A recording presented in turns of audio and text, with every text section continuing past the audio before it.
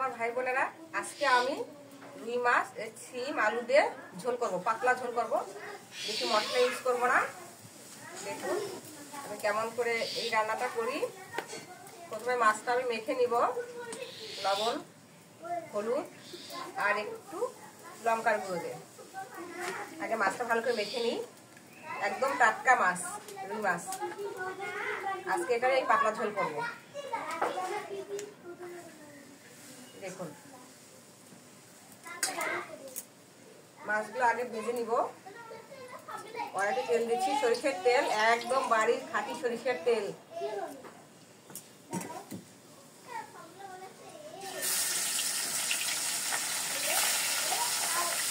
মাছগুলো ভেজে নেই, কড়া করে একদম লাল হবে। লাল করে ভেজে নিব।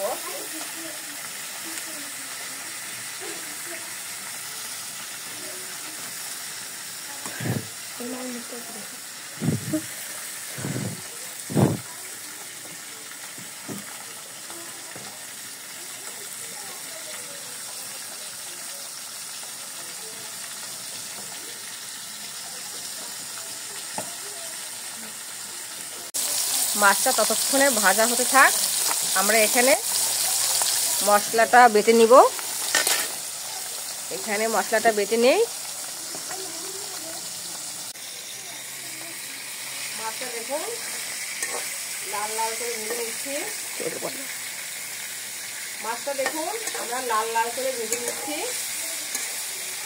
এদিকে আমরা এই যে মাছের ঝোলের জন্য মশলা দিব, জিরা আর রসুন বেটে নিচ্ছি।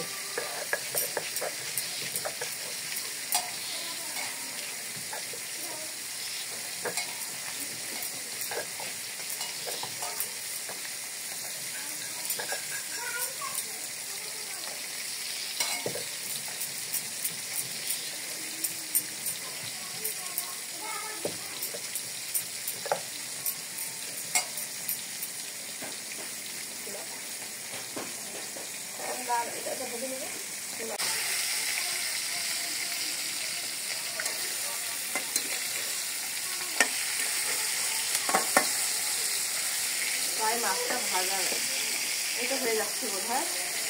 আর একটু ভালো করে লাল করে ভাজি, তাহলে খেতে ভালো লাগবে।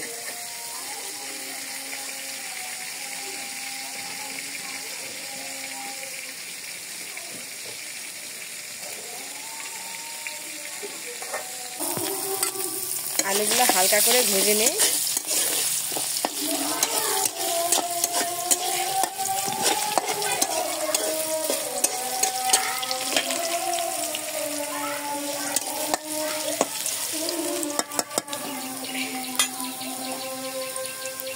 এখানে পাঁচফোড়ন দেওয়া হয়েছে।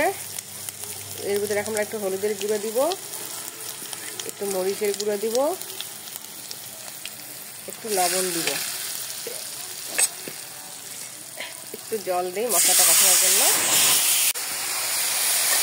আমি দেখুন ভাজা মশলার সাথে আমরা টমেটো দিয়েছি, আলু, শিম। এখন এই সবজিটাকে ভালো করে কষাতে হবে।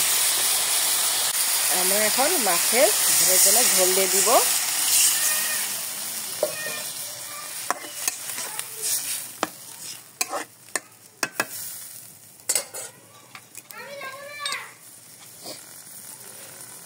এদিকে ঝোলটা ফুটতে থাক। আমার প্রায় শিম আলু রুইয়ের মাছের ঝোলটা প্রায় হওয়ার মাঝখানে হয়ে গেছে।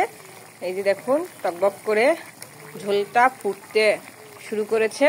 এখন আমরা এই যে মাছ আর এই ধনিয়া পাতাটা দিয়ে দিব।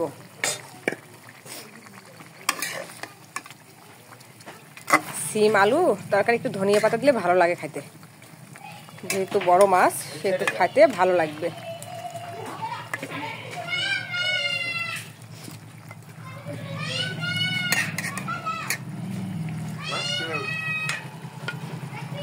একটু ঢেকে দেই। আমাদের রান্নাটা হয়ে গেছে। এই যে দেখুন শিম আলুর ঝোল হয়ে গেছে।